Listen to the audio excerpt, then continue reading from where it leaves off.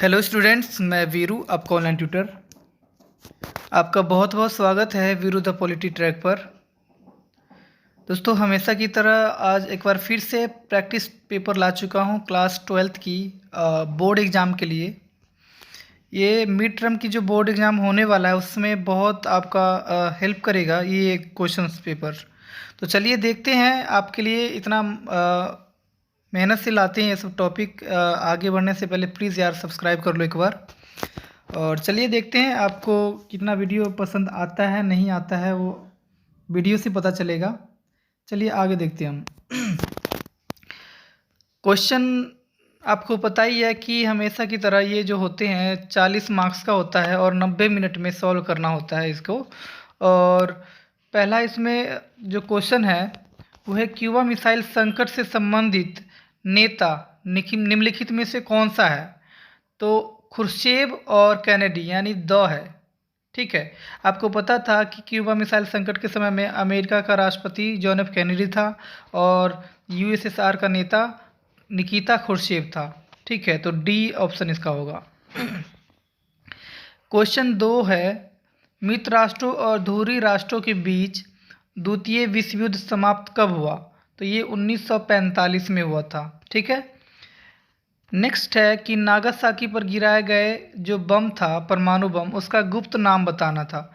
तो उसका नाम था फैट मैन। हिरोशिमा पर गिरा था लिटिल बॉय और नागासाकी पर गिरा था फैट मैन।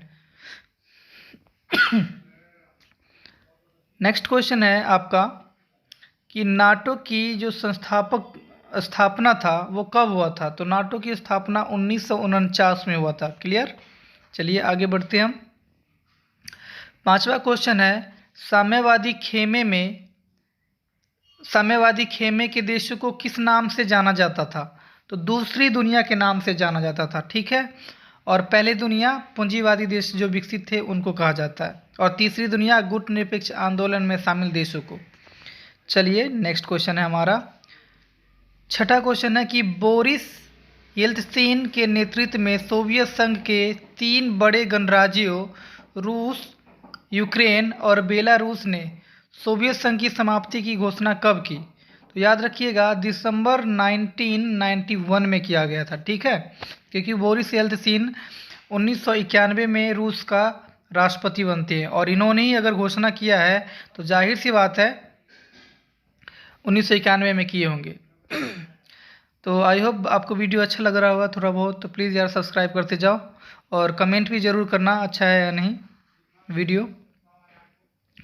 हमारा जो अगला क्वेश्चन है दोस्तों वो है, सोवियत संघ ने अफ़गानिस्तान में किस वर्ष हस्तक्षेप किया था? तो अफ़गान संकट आपको याद ही होगा, अफ़गान संकट था दोस्तों 1979 टू 89। ठीक है, यानी यहाँ पे बी ऑप्शन सही रहेगा, ब। ठीक है, नेक्स्ट क्वेश्चन है कि तजाकिस्तान कितने वर्षों तक गृह युद्ध की चपेट में रहा? ये क्वेश्चन काफ़ी बार पूछा जाता है और बच्चों को याद ही नहीं रहता ये, तो ये याद होना चाहिए आपको। 10 वर्षों तक तजाकिस्तान में गृह युद्ध चलता रहा था। 9वां क्वेश्चन है हमारा कि सोवियत संघ के विघटन के कारणों में से निम्नलिखित में से कौन सा कथन सही नहीं है? तो देखो दोस्तों, शुरू के जो 3 ऑप्शन है वो सोवियत संघ के विघटन का कारण है, और जो 2 ऑप्शन है वो सोवियत संघ के विघटन का कारण नहीं है। और यहाँ पे यही पूछ रहा है कि सोवियत संघ के विघटन का कारण कौन नहीं है? तो डी है इसका, अंतर्राष्ट्रीय संधि और करार समाप्त हो गए थे। ये तो सोवियत संघ के विघटन का परिणाम था। ठीक है, तो हमारा इसका डी ऑप्शन करेक्ट होगा। 10वां क्वेश्चन है हमारा कि संयुक्त राष्ट्र संघ के कितने अंग है? तो संयुक्त राष्ट्र संघ के अंग की बात करें तो 6 है। कितने हैं? 6, ये याद रखिएगा। नेक्स्ट है कि 11वां क्वेश्चन हमारा, यूनेस्को का मुख्यालय कहाँ है? तो यूनेस्को का मुख्यालय पेरिस, फ्रांस में है, यानी फ्रांस का जो मुख्य शहर है पेरिस, वहाँ पे। क्लियर, चलिए आगे बढ़ते हैं। आई होप आपको वीडियो अच्छा लगा रहा होगा, प्लीज़ सपोर्ट करो यार। 12वां क्वेश्चन है, यूनिसेफ की स्थापना किसके द्वारा किया गया था? तो यूनिसेफ की अगर बात करें तो यहाँ पे अक्सर ना बच्चों के दिमाग में रहता है यूएसए यानी अमेरिका। नहीं, ये बिल्कुल गलत है।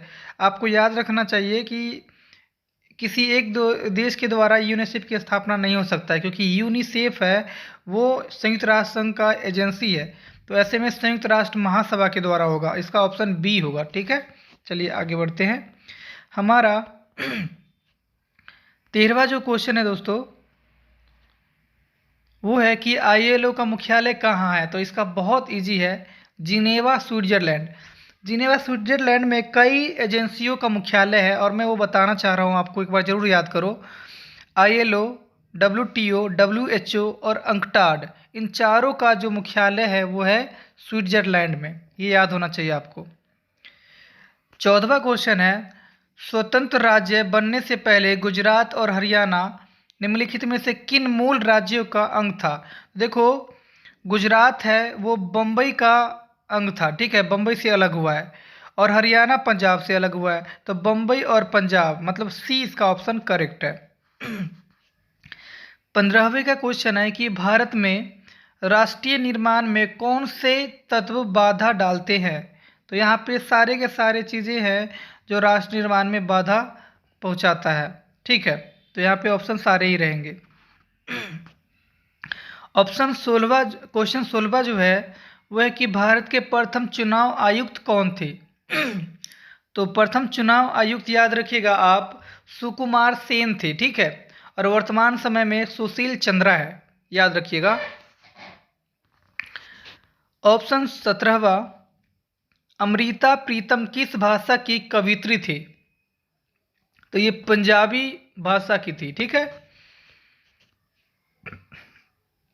नेक्स्ट क्वेश्चन है, झारखंड कब बनाया गया। तो याद रखिएगा, झारखंड बिहार से कट के बना है, और बिहार को दो टुकड़ों में बांटा गया। ठीक है, एक खुद बिहार रहा और दूसरा नया देश, नया राज्य झारखंड बना, वो 2000 में बना। 2000 में बिहार, यूपी और मध्य प्रदेश तीनों से नए नए राज्य निकले थे। जैसे बिहार से 2000 में झारखंड निकला, यूपी से यूके यानी उत्तराखंड निकला, और एमपी से छत्तीसगढ़ निकला। ये सब तीनों राज्य जो नए नए निकले हैं, तीनों राज्य पुराने राज्यों से, ये 2000 में निकले थे। नेक्स्ट क्वेश्चन है कि योजना आयोग की स्थापना किस वर्ष हुई थी। तो योजना आयोग की स्थापना 1950 में हुआ था। और याद रखिएगा, योजना आयोग अब समाप्त हो गया है, और योजना आयोग के स्थान पे अब आ चुका है नीति आयोग, जो 1 जनवरी 2015 से शुरू हुआ है। तो यहाँ से क्वेश्चन बनता है कि योजना आयोग का उत्तराधिकारी कौन है। तो नीति आयोग है। ठीक है, चलिए आगे बढ़ते हैं। क्वेश्चन 20वां है कि प्रथम पंचवर्षीय योजना में किस क्षेत्र पर बल दिया गया था। तो वो कृषि क्षेत्र पर बल दिया गया था, और दूसरे पंचवर्षीय योजना में उद्योग क्षेत्र पर बल दिया था। ठीक है, चलिए आगे बढ़ते हैं। 21वां क्वेश्चन हमारा है कि 1956 में सुएज नहर मामले को लेकर ब्रिटेन ने, और ब्रिटेन ही नहीं बल्कि फ्रांस ने भी, फ्रांस किसके ऊपर आक्रमण किया था। तो वो था मिस्र। ठीक है, मिस्र पर आक्रमण किया था सुएज नहर को लेकर। 22वां क्वेश्चन है कि भारत में एशियाई संबंध सम्मेलन का आयोजन कब किया गया। तो ये 1947 में किया गया था, ये याद रखिएगा। 23वां क्वेश्चन है कि 1954 में शांतिपूर्ण सह अस्तित्व के लिए नेहरू जी और चाउ एन लाई ने कितने सिद्धांतों पर साइन किया था। तो याद रखिएगा 5 सिद्धांतों पर, जिसे हम पंचशील कहे। ठीक है, और पंचशील पे क्वेश्चन बच्चों बनता है, तो इसलिए प्लीज पंचशील पर याद कर लेना। जो भी छोटा सा टॉपिक है उसे याद कर लीजिएगा। 24वां क्वेश्चन है कि चीन ने भारत पर आक्रमण कब किया। तो 1962 में किया था चीन ने। ठीक है, तो ये कंप्लीटली याद होना चाहिए आपको। और पाकिस्तान के साथ भी कब कब वॉर हुआ ये भी याद रखिएगा। ठीक है, पाकिस्तान के साथ 4 बार वॉर हुआ था। कब कब हुआ था एक बार कमेंट में जरूर बताइएगा। 25वां क्वेश्चन है, सीटों का पूर्ण विस्तार बताना है। तो इसका ऑप्शन सी है, साउथ एशियन ट्रीटी ऑर्गेनाइजेशन। ठीक है, बर्लिन संकट का काल क्या था। तो बर्लिन संकट का काल देखा जाए तो 1958 से 62 के बीच में रहा होगा, क्योंकि बर्लिन की दीवार भी इसी टाइम में कुछ बना था। तो मेरे ख्याल से ऑप्शन डी होगा। ठीक है। तो एक बार ज़रूर, अगर कोई ऑप्शन और आपको अच्छा लगता है कि भाई इससे बेटर कोई और आंसर हो सकता है, तो इसको प्लीज़ एक बार कमेंट में ज़रूर राइट कीजिएगा। 27वें का क्वेश्चन है कि जर्मनी का एकीकरण कब हुआ? तो जर्मनी का एकीकरण 1990 में हुआ था, इसलिए इसका ऑप्शन बी होगा। 28वें का क्वेश्चन है कि गुट निरपेक्ष आंदोलन की स्थापना में कितने संस्थापक देशों ने भाग लिया? तो वो था, इसमें 5 बता रखा है, ठीक है, तो 5 पे आपको टिक लगाना है। लेकिन याद रखिएगा, गुटनिरपेक्ष आंदोलन की स्थापना 25 देशों ने किया था, लेकिन प्रमुख 5 है, और यहाँ पे क्वेश्चन में प्रमुख संस्थापक देश नहीं पूछ रहा है, तो ऐसे में 25 होना चाहिए था। लेकिन चलिए, जो ऑप्शन में है उसी के हिसाब से 5 ठीक है। 29वां क्वेश्चन है हमारा, सोवियत संघ के विघटन के बाद संयुक्त राष्ट्र परिषद ने डैश को उत्तराधिकारी बनाया। अब देखो बच्चे, मैं क्या कहना चाह रहा हूँ, शीत युद्ध के समय में यूएसए, यूएसएसआर, ब्रिटेन, फ्रांस और चीन को सुरक्षा परिषद का परमानेंट सदस्यता था। अब 91 में सोवियत संघ का विघटन हो गया, ठीक है। सोवियत संघ का विघटन हुआ तो 15 देश नए निकले, और उन 15 देशों में सबसे पावरफुल जो देश था वो था रूस। तो सुरक्षा परिषद ने सोचा कि इन 15 देशों में सुरक्षा परिषद की स्थायी सदस्यता किसको बनाया जाना चाहिए यूएसएसआर के स्थान पे? तो रूस को बनाया जाना चाहिए, तो रूस को उत्तराधिकारी बना दिया गया यूएसएसआर का, ठीक है। तो ये जरूर याद रखिएगा, बेहतर क्वेश्चन है, ये बनता है क्वेश्चन ये सब। नेक्स्ट क्वेश्चन है कि रूसी मुद्रा रूबल के मूल्य में नाटकीय गिरावट का कारण क्या था? तो वो था शॉक थेरेपी, ठीक है। शॉक थेरेपी की वजह से इसमें काफ़ी ज़्यादा गिरावट आया था। 31वां क्वेश्चन है कि सोवियत संघ पर 70 वर्षों तक शासन करने वाला कौन सा पार्टी था? तो जाहिर सी बात है, बिल्कुल आसान पॉइंट है आंसर इसका, कम्युनिस्ट पार्टी, ठीक है। कम्युनिस्ट पार्टी यानी हिंदी में साम्यवादी पार्टी। 32वें का क्वेश्चन है कि प्रथम खाड़ी युद्ध के दौरान हुए सैन्य अभियान को संयुक्त राष्ट्र ने क्या नाम दिया? यानी अमेरिका ने इसको क्या नाम दिया था प्रथम खाड़ी युद्ध के दौरान जो भी सैन्य कार्रवाई हुआ था? तो इसका नाम दिया गया ऑपरेशन डेजर्ट स्टॉर्म। 33वां क्वेश्चन है कि अंतर्राष्ट्रीय श्रम संगठन की स्थापना किस वर्ष हुई? तो 1919 में।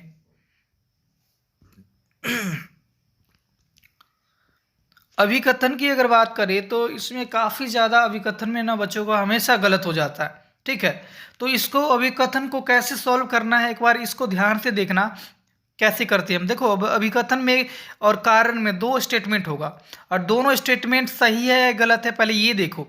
तो देखो, अभिकथन पढ़ रहा हूँ, द्वितीय विश्व युद्ध ने विश्व में अशांति का माहौल पैदा किया, बिल्कुल सही करेक्ट स्टेटमेंट है। दूसरे विश्व युद्ध की वजह से भी इसमें अशांति का माहौल पैदा हुआ था। अब कारण में जो स्टेटमेंट दिया गया है उसको देखते हैं हम। संयुक्त राष्ट्र संघ ने विश्व में शांति स्थापित करने के लिए महत्वपूर्ण भूमिका निभाया, ये भी बिल्कुल करेक्ट स्टेटमेंट है। लेकिन कारण वाला जो स्टेटमेंट है वो अभिकथन वाला स्टेटमेंट से संबंधित नहीं है। दोनों करेक्ट है, ठीक है, लेकिन दोनों एक दूसरे से संबंधित नहीं है, अलग अलग स्टेटमेंट है, ठीक है, लेकिन करेक्ट है। तो इसीलिए इसका जो कथन होगा ना, जो पॉइंट है ए, अभिकथन सही है, कारण भी सही है, दोनों सही है। और अभिकथन, कारण अभिकथन को सही व्याख्या करता है, तो ये गलत है, क्योंकि कारण है ना वो अभिकथन की व्याख्या सही से नहीं करता, उससे संबंधित ही नहीं है ये पॉइंट, ठीक है। अब ऑप्शन बी में देखते हैं, अभिकथन और कारण दोनों सही है, लेकिन कारण अभिकथन की व्याख्या नहीं करता है, तो ये बिल्कुल सही पॉइंट है, तो बी ऑप्शन पे टिक लगाना है। नॉर्मली आप एक चीज़ ध्यान से सुनना बच्चे, अभिकथन में या तो ए ऑप्शन रहेगा या फिर बी, ज़्यादातर जो ऑप्शन रहेगा ना वो ए ही ऑप्शन पे टिक लगा के आना अगर कुछ समझ में नहीं आता है तो, ठीक है। और बहुत रेयर केस होता है कि भाई बी ऑप्शन होता है, और उससे भी कम रेयर केस होता है कि सी और डी का ऑप्शन बनता है। तो इस तरह से आपको सॉल्व करना है अभिकथन को। चलिए अभिकथन में और देख लेते हैं हम। संयुक्त राष्ट्र सुरक्षा परिषद में कुल 15 सदस्य था, ये स्टेटमेंट बिल्कुल करेक्ट है। संयुक्त राष्ट्र सुरक्षा परिषद में सभी सदस्यों को वीटो पावर प्राप्त था, तो ये गलत है। यानी कि ऑप्शन जो सी है वो क्या है, अभिकथन गलत है, अभिकथन तो गलत नहीं है। अभिकथन सही है बिल्कुल, लेकिन कारण गलत है, तो यानी इसका डी ऑप्शन सही रहेगा। ठीक है। नेक्स्ट क्वेश्चन है कि निजाम ने सन 1947 में नवंबर में भारत के साथ डैश बहाल रखने का समझौता किया, और वो है यथास्थिति। ठीक है। तो अभिकथन आप इसी तरह से व्याख्या कर लेना, देख लेना, ये सारे के सारे आसान अभिकथन है। थोड़ा सा और आगे जो बच गए हैं जो क्वेश्चंस, उनको एक बार कवर कर लेते हैं हम।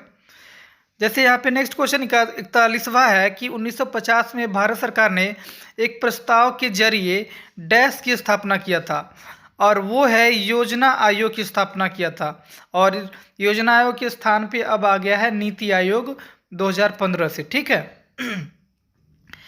42वां क्वेश्चन है कि नीति आयोग में निम्नलिखित में से किसका स्थान है? तो योजना आयोग के स्थान पे कौन आ गया है? नीति आयोग। ठीक है। 43वां क्वेश्चन है कि भारत में खाद्य संकट निम्नलिखित में से किस दशक हुआ? तो 60 के दशक में हुआ था, जिसकी वजह से हमारे देश में भुखमरी की स्थिति आ गया था, और इसीलिए हरित क्रांति हमारे देश में चलाया गया था। ठीक है। एक बार फिर से अभिकथन आ गया है, एक बार प्लीज़ एक बार अभिकथन पे प्रैक्टिस कर लीजिएगा। ठीक है। चलिए आगे चलते हैं। नेक्स्ट क्वेश्चन है कि 1962 में भारत चीन युद्ध के समय रक्षा मंत्री कौन था? तो उस समय V.K. कृष्णन मेनन था। आप खुद ही सोच लो, जवाहरलाल नेहरू तो वो PM थे, प्रधानमंत्री थे। सरदार वल्लभ भाई पटेल 1918 में ही उनकी देहांत हो गया था, और मेजर जगजीत सिंह, मेजर से ही पता चल रहा है कि सेना का ये बड़े पदाधिकारी हैं। ठीक है। तो ये रक्षा मंत्री हो ही नहीं सकती है, तो ऑप्शन सी ही करेक्ट हो सकता है। ठीक है। तो इस तरह से भी आप थोड़ा बहुत एग्जाम में थोड़ा ध्यान देने की कोशिश किया करो। 47वें का क्वेश्चन है कि आज़ादी के बाद कुछ पार्टी अमेरिका के साथ विदेशी संबंध रखने के पक्षधर थी, और इनमें प्रमुख थी डैश। तो बच्चों इस ऑप्शन को एक बार सही से ध्यान से देख लो, और इसका एक बार आंसर ना कमेंट में एक बार देने की कोशिश करना कि आपको ये पता है कि नहीं, क्योंकि यहाँ पे मुझे भी थोड़ा सा डाउट है। ठीक है। 48वें का क्वेश्चन है कि जुलाई 1972 में इंदिरा गांधी और जुल्फिकार अली भुट्टो के बीच कौन सा समझौता हुआ? तो शिमला समझौता हुआ था। दरअसल 1971 के में भारत और पाकिस्तान के बीच में युद्ध हुआ, और इसमें पाकिस्तान के 90,000 सेना को भारतीय सेना ने बंदी बना लिया था, और इसी वजह से पाकिस्तान को बुरी तरह हार हुआ था। इसीलिए शिमला समझौता हुआ था 1972 में, जिसमें पाकिस्तान ने अपने 90,000 सेना की मांग किया था, तो हमने भी इसके बदले में बांग्लादेश को आज़ाद करने की बात कही थी, और इस तरह से दोनों मान लेते हैं एक दूसरे की बातों को। अब सेक्शन सी आता है। सेक्शन सी में कार्टून है, देखिए क्या है कार्टून में। कार्टून में आप देख रहे होंगे ये बेंच में 2 व्यक्ति बैठे हुए हैं, और एक साइड में है व्यक्ति। इसमें क्वेश्चन है कि यह चित्र में क्या दर्शाता है? तो चित्र में क्या दर्शाता है देख लीजिए कि ये जो बेंच पे बैठा हुआ आदमी है वो USSR है, जो जेब पे भी लिखा हुआ है, और साइड में जो बैठे हुए हैं जो लेडी के रूप में, वो है अमेरिका, और जो लेडी का हाथ जो पकड़ा हुआ है पीछे बेंच के पीछे, वो है चीन। दरअसल क्या है कि शीत युद्ध के समय में अमेरिका ने सोवियत संघ को अंधेरे में रख के और चीन से दोस्ती कर लिया था, तो इसी को दर्शा रहा है अमेरिका और चीन संबंध को। तो इसमें ऑप्शन देख लेते हैं। तो USA चीन बी में है, तो इसका ऑप्शन बी करेक्ट होगा। यहाँ पे दृष्टिबाधित व्यक्तियों के लिए है कि वर्षा संधि कब हुआ था? वर्षा संधि 55 में, सभी को पता है। अब ये देख लेते हैं ये व्यक्ति कार्टून में है कौन? तो ये व्यक्ति मिखाइल गोर्बाचेव है। ठीक है। तो ये याद रख लीजिएगा, मिखाइल गोर्बाचेव। ठीक है। दृष्टिबाधित व्यक्तियों के लिए फिर से आ गया कि 1917 की रूसी क्रांति के नायक कौन थे? तो ये व्लादिमीर लेनिन थे। Option A is correct.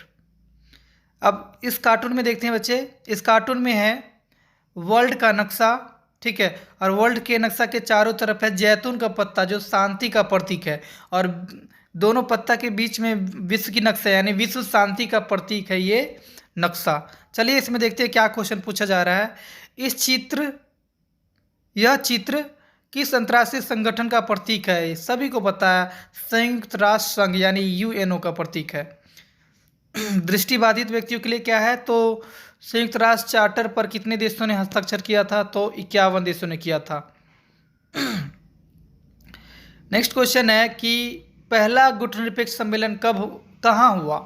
तो ये हुआ बेलग्रेड में, ठीक है। यूगोस्लाविया का राजधानी है बेलग्रेड, वहाँ पे हुआ था। शीत युद्ध काल में दो महाशक्तियाँ कौन सी थी? तो शीत युद्ध काल में दो महाशक्ति यूएसए और यूएसएसआर था। पहला गुटनिरपेक्ष सम्मेलन कब हुआ? 1961 में हुआ, जब उसकी स्थापना हुआ था नाम की, यानी गुटनिरपेक्ष आंदोलन की स्थापना हुआ था तब। गुटनिरपेक्ष आंदोलन की स्थापना में भारत के किस नेता की प्रमुख भूमिका थी? तो नेहरू जी की प्रमुख भूमिका थी। तो इस तरह से आपका क्वेश्चन सॉल्व होता है, और ये सारे के सारे अब पैसेज आ चुका है जो आपके लिए सारे के सारे इजी ही रहेंगे, ठीक है। तो दोस्तों आपको वीडियो थोड़ा सा भी अगर अच्छा लगा होगा तो प्लीज़ यार लाइक शेयर कमेंट और सब्सक्राइब कर दो प्लीज़, और साथ ही कमेंट करो कि किस टॉपिक पे वीडियो बनाना है और क्या आपको चाहिए हमसे वीडियो में, वो सब कुछ। और कुछ अगर कमी है तो सुधार के लिए भी बता सकते हैं कि भैया ये सब आप सुधार सकते हैं। चलिए, इतना सारा वीडियो का टाइम देखने के लिए, इतना सारा वीडियो देखने के लिए बहुत बहुत धन्यवाद। Thank you so much.